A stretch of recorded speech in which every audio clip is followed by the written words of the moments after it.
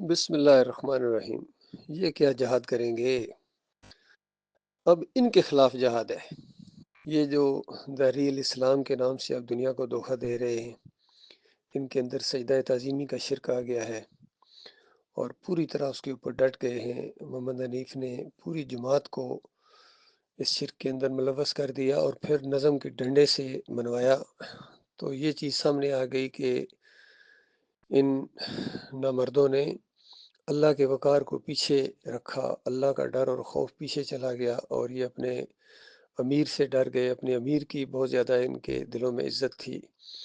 اور جب ایک اللہ کے بندے نے یہ آواز اٹھائی کہ یہ سجدہ تعظیمی شرک ہے، یوسف علیہ السلام کو سجدہ نہیں ہوا تھا، یہ شکر گزاری کا سجدہ تھا جو اللہ تعالیٰ کو ہوا تھا، اور پورے دلائل کے ساتھ قرآن اور حدیث اور ہر اینگل سے ان کو سمجھایا، اور 7 سال سمجھایا، اندازہ لگائیے۔ اور شروع میں بھی 7 مہینے محمد حنیف کو سمجھاتے رہے، تو پہلے 3 مہینے سمجھایا، پھر لوگوں کو 3 مہینے سمجھایا کہ دیکھو یہ شرک ہے، جماعت کو شرک کے اندر ملوث نہ کرو، تم دنیا اور آخرت میں ذلیل ہو جاؤ گے، تم مسلک پرستوں کا مقابلہ نہیں کر سکو گے فرقہ پرستوں کا اس شرک کے ساتھ، کیونکہ سارے اصول تمہارے ٹوٹ گئے۔ وہی تمہارے اصول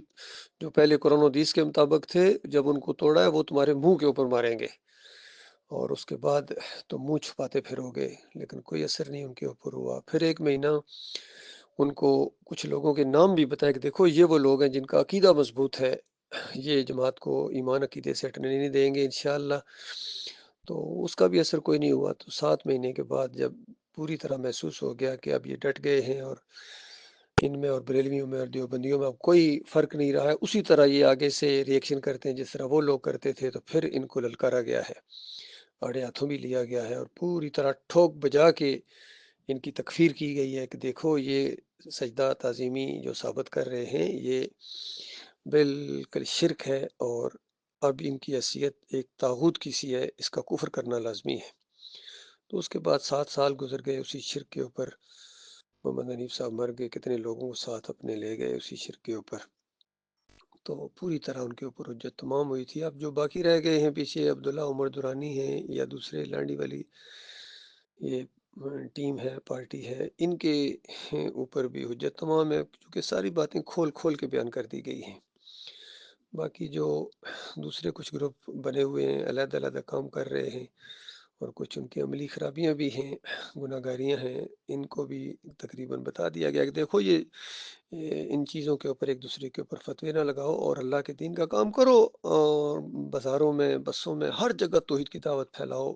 رد شرک کرو، کفر بالطاغوت کرو، جس طرح یہ جماعت قائم ہوئی تھی اس دور کے اندر ڈاکٹر مسعود الدین عثمانی رحمۃ اللہ علیہ کے ذریعے، وہ کام کرو، کیوں نہیں کرتے ہو؟ آپس میں کیوں لڑتے ہو؟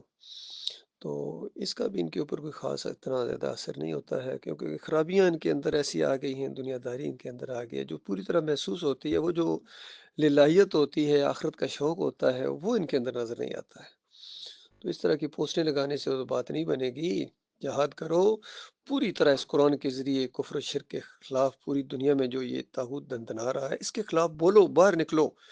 اور دین کا کام کرو اللہ کی رضا کے لیے، اور آپس میں ایک دوسرے کے اوپر کیچڑنا اچھالو، آپس میں لڑائی جھگڑا کرو گے تمہاری ہوا اکھڑ جائے گی، لہٰذا وہی کام جو دوسرے کر رہے ہیں تو آپ کو کیوں پریشانی لاحق ہوتی ہے؟ ہر طریقہ اختیار کیا جا رہا ہے، آڈیوز کے ذریعے، ویڈیوز کے ذریعے، توحید کا معاملہ ہے، رد شرک کا معاملہ ہے، یہ سمجھنے کی کوشش کرو، یہ کوئی اپنی خود نمائی نہیں ہے یا دکھاوا نہیں ہے، وہ تو ہر اللہ فیصلہ کرے گا، لیکن جو ظاہری بات ہے وہ یہ ہے کہ توحید کا معاملہ ہے ایمان اور اسلام کے لیے۔ اور پھر ڈاکٹر صاحب یہ فتویٰ بھی دے کے گئے ہیں کہ بالکل جائز ہے، تو آپ کی سمجھ میں کیوں نہیں یہ چیزیں آتی ہیں؟ یہ سوشل میڈیا کا سب سے بڑا ہتھیار ہے، ویڈیوز کے ذریعے توحید کو پھیلانا، چونکہ ایک پروگرام بھی اگر ریکارڈ ہو جائے کسی جگہ تو آپ پوری دنیا میں اس کو پھیلا سکتے ہیں، بار بار اس کو اپلوڈ کر سکتے ہیں۔ تو باقی لوگ بھی یہ سوشل میڈیا استعمال کریں، جتنے یہ ویڈیوز آڈیوز آتے ہیں توحید کے بیانات کے اوپر، دعوت اللہ کے، ان کو اپنے طور پر آپ اپلوڈ کیا کریں تاکہ ایک جال بچ جائے اور پوری طرح سوشل میڈیا کے اوپر چھا جاؤ، کیونکہ یہ نظریاتی جنگ ہے، عقیدے کی جنگ ہے، لوگوں کے کانوں تک یہ بات پہنچے کہ لوگو الہکم الہ واحد، تمہارا معبود ایک اللہ معبود ہے، اس کے علاوہ یہ پکاریں چاہے یا علی مدد کی ہوں، یا رسول مدد کی ہوں، یا غوث مدد کی پکاریں ہوں، ان کی نظر و نیازیں ہوں، 11ویں 12ویں 10 محرم کے شربت، عرس میلے چادریں چڑھاوے، یہ سب بے دینی ہے، شرک ہے، بت پرستی ہے۔ یہ قبر پرستی بت پرستی کی شکل اختیار کر گئی ہے، اور اس کو آگے یہ مسلک پرست اور ان کے مولوی اور پیر اس کو بڑھا رہے ہیں۔ اس کا توڑ پیدا کرو اللہ کے بندو، یہ ہے طریقہ۔ اللہ تعالیٰ غور و فکر کرنے کی توفیق عطا فرمائے۔